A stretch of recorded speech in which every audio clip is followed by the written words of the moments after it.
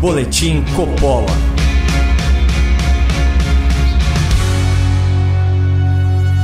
Sejam muito bem-vindos ao primeiro Boletim Coppola de 2022, um ano que transcenderá e muito o calendário. Isso porque daqui a alguns meses, um país enlutado pela pandemia e enfraquecido pela paralisação econômica vai ser obrigado a decidir nas urnas se deseja retornar ao seu passado de corrupção no seio do governo federal. Sejamos realistas, tudo aponta que uma das vagas no segundo turno da eleição presidencial já pertence a um notório ex-criminoso condenado pelos tribunais. Mas se a saúde ou a vergonha pública o impedirem, assim como em 2018, o seu lugar será devidamente ocupado por algum candidato fantoche desse partido quadrilha que saqueou o Brasil. Por isso, o Boletim Coppola reafirma o seu compromisso editorial de oposição intransigente a essa indecência, reforçando a mensagem do nosso programa de estreia lá em 2021. Aqui é Lula não e PT menos ainda. Mas vamos combinar que numa democracia saudável, ninguém nem precisaria levantar a voz contra um candidato reputado como ladrão e a sua gangue de parasitas do Estado. Até porque, num país decente, delinquentes ficariam de fora da corrida eleitoral e seriam totalmente ignorados no debate público. Mas o Brasil não é para amadores. O sistema quer o seu corrupto de estimação de volta à presidência da República a qualquer custo. E a população honesta, trabalhadora, pagadora de impostos, que conviva com esse absurdo ou que se mobilize para tentar virar o jogo. Porque não se engane, caro ouvinte e prezado espectador, hoje nós estamos perdendo. E se você duvida, por favor, saia um pouco da sua bolha, aventure-se fora da sua ilha de ética, de bom senso e de virtude e observe o vasto oceano de moralidade que nos rodeia. A maior emissora do Brasil prefere o imoral. O principal jornal em circulação no país apoia o imoral. A mais alta corte da nossa justiça legitimou o imoral. A juventude nas salas de aula é doutrinada por militantes do imoral. As elites internacionais que querem o Brasil de joelhos aplaudem de pé o imoral. E as grandes fortunas desse país se lembram muito bem o quanto enriqueceram no governo do imoral. Sem falar nos vulneráveis, nos miseráveis, nos ignorantes, nos ingênuos, que serão, mais uma vez, ludibriados por Lula e manipulados pela máquina de propaganda petista, que agora é financiada com centenas e centenas de milhões de reais de dinheiro público do fundão eleitoral. E para estercar ainda mais esse terreno tão fértil à canalice, ao populismo e à demagogia, vale lembrar das espirituosas palavras do escritor americano Mark Twain. É mais fácil enganar as pessoas do que convencê-las de que foram enganadas. Essa perspicaz constatação nos impõe uma dura realidade. Para combater a disseminação da mentira, não basta espalhar a verdade.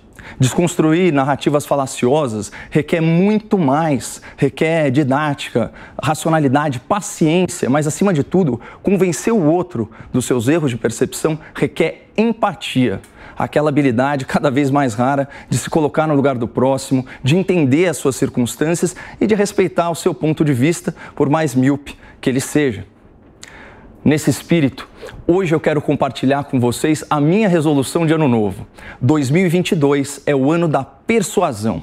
2022 é o ano de convencer as pessoas com fatos, com números, de que elas foram enganadas e estão sendo enganadas por um sistema viciado que se agarra com todas as forças ao seu malandro preferido. E a minha missão pessoal em 2022 vai ser abastecer o debate público com análises, dados e argumentos para contrapor as falsidades do lulupetismo e denunciar os seus cúmplices na política, na justiça e, claro, na imprensa. Aliás, sabendo que o público esclarecido da Jovem Pan também se opõe ao projeto de poder criminoso e antidemocrático do PT, eu proponho uma parceria com a nossa audiência. Use o nosso material para divulgar as contradições, a hipocrisia, o passado e as mentiras de Lula e companhia. Não seja apenas um consumidor, um espectador passivo do que é certo e verdadeiro. Seja um divulgador, um promotor ativo da verdade. Ao longo desse ano, se você concordar com o conteúdo dos nossos boletins, por favor, compartilhe esses vídeos nas suas redes sociais e no seu WhatsApp. Crie esse bom hábito de manter a sua família, os seus amigos e os seus colegas de trabalho bem informados. Debata os problemas do país e use os nossos editoriais para tentar persuadir respeitosamente quem pensa diferente. Para ter acesso a todos os nossos vídeos na íntegra, basta se inscrever no canal Caio Coppola no YouTube. E só para vocês terem uma ideia do potencial dessa nossa parceria, no mês de estreia, juntando o meu canal e o da Jovem Pan, a média do Boletim Coppola no YouTube foi superior a 400 mil visualizações por vídeo. Somando isso com a enorme audiência da rádio e da TV, hoje esse programa fala com mais de 2 milhões e 150 mil pessoas por dia. É 2% do eleitorado votante. E isso num país em que a última eleição vencida pelo Partido dos Trabalhadores foi decidida por menos de 4 milhões de votos. Ou seja, nós já temos os números para exercer uma influência positiva no debate público e para afastar milhões de pessoas da influência negativa da propaganda petista e do seu projeto de poder retrógrado, autoritário, populista e essencialmente corrupto. Como ficou evidenciado nos escândalos multimilionários do Mensalão e do Petrolão, o lulopetismo é uma corrente política de atuação criminosa.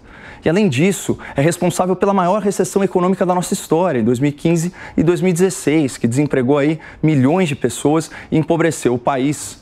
Lula é um grande aliado de ditaduras socialistas e defende ideias como o controle da mídia, estatização da economia, aparelhamento do Estado e abolicionismo penal. A sua candidatura à presidência da República é uma das grandes ameaças à democracia brasileira. E em 2022, até por desencargo de consciência, eu quero fazer tudo que tiver ao meu alcance para alertar a maior quantidade possível de pessoas sobre esse risco. Por isso, eu insisto no convite, participe desse esforço e divulgue o conteúdo de marcas comprometidas com as nossas liberdades, marcas preocupadas com a saúde moral do país, marcas como a Jovem Pan, como a Gazeta do Povo, como a Revista Oeste e a Brasil Paralelo. Bom, o conteúdo completo do boletim está disponível gratuitamente no canal Caio Coppola do YouTube, só aguardando o seu compartilhamento. E depois do intervalo, a gente comenta a última invenção criativa da imprensa militante, o Lula liberal, supostamente comprometido com o teto de gastos, com a responsabilidade fiscal, com as reformas e com o controle político do Centrão. A gente já volta com essa pérola do jornalismo avermelhado. Boletim Coppola.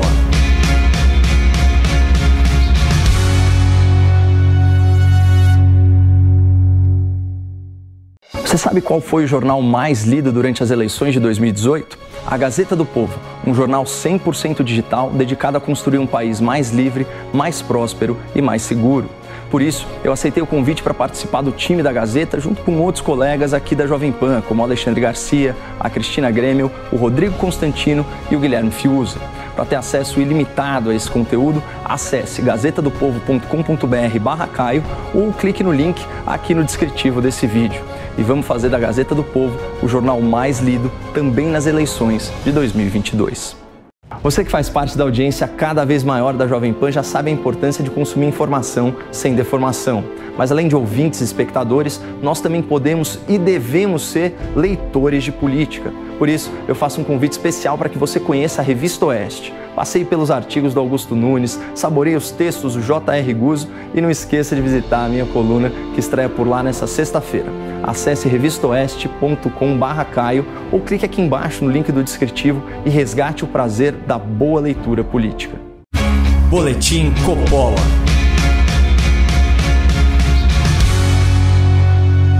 Sejam bem-vindos de volta ao primeiro Boletim Coppola de 2022. Comprometido, é hora de relaxar um pouco e debochar do jornalismo militante e as suas narrativas cada vez mais forçadas. Segundo uma matéria de capa da Folha de São Paulo, os grandes capitalistas do mercado brasileiro avaliam que um futuro governo Lula seria mais liberal e mais próximo das ideias econômicas de Paulo Guedes do que o próprio governo Bolsonaro. É isso mesmo que você ouviu. E aparentemente as fontes são muito confiáveis. Vejam só que primor de apuração. Aspas, sob condição de anonimato, a Folha ouviu banqueiros, gestores de fundos e representantes da indústria do agronegócio e do comércio. Segundo o jornal, o comando de bancos e grandes empresas enxerga que Lula, aspas, estaria mais apto para construir um time capaz de consertar os estragos que Bolsonaro realizou ao desacreditar seu ministro da Economia, Paulo Guedes. E isso porque, ao longo de 3 anos, Guedes apresentou boas promessas de cunho liberalista, mas Bolsonaro impediu que essas entregas fossem realizadas. E ainda de acordo com esse relato muito minucioso da Folha, os banqueiros consideram que os ganhos financeiros para o país e para os negócios serão maiores com o petista do que com Bolsonaro.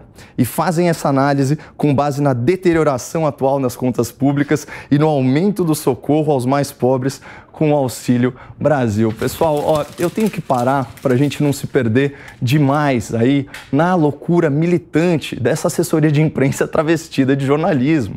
Vamos contrapor essa fantasia aos fatos, recapitulando aí algumas medidas liberais dos últimos 3 anos. Reforma da Previdência, a autonomia do Banco Central, a desestatização da Eletrobras, o congelamento do salário dos servidores durante a paralisação econômica e a flexibilização dos contratos de trabalho para salvar empregos formais na pandemia. Não existe um liberal na face da terra que seja contra essas políticas, mas adivinha quem chiou, quem esperneou e quem votou contra todas elas, sem exceção. E mais, adivinha quem recorreu ao STF para tentar barrar todas essas medidas liberais? Pois é, o Partido dos Trabalhadores, o PT do Lula, que a Folha tenta vender para os seus leitores mais desavisados como se ele fosse a melhor opção do Brasil para uma economia livre. Só que os dados mostram o exato oposto dessa narrativa. De 2003 a 2015, os governos Lula e Dilma aumentaram em mais de 1/3 o número de funcionários públicos e triplicaram os gastos federais com folha de pagamentos. Foram de 78 bilhões de reais para mais de 230 bilhões de reais. Isso sem falar que o PT sempre foi contra o teto de gastos e sugeriu, ao invés do auxílio emergencial, um seguro quarentena no valor de um salário mínimo por mês para 100 milhões de pessoas, o que teria quebrado o país.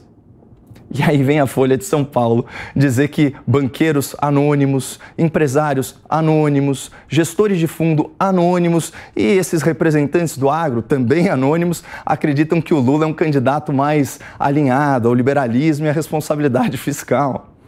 É, no mínimo, curioso, né? Por que será que esses grandes homens de negócio, ouvidos sob anonimato pela Folha, não saem do armário vermelho e assumem publicamente as suas opiniões? Nós jamais saberemos, mas uma possibilidade é que esses entrevistados simplesmente não existam. Assim como não existe um Lula liberal, não existe um Lula responsável e não existe um Lula honesto. Muito obrigado, não percam a esperança no Brasil e vambora que 2022 está só começando. Fiquem com Deus.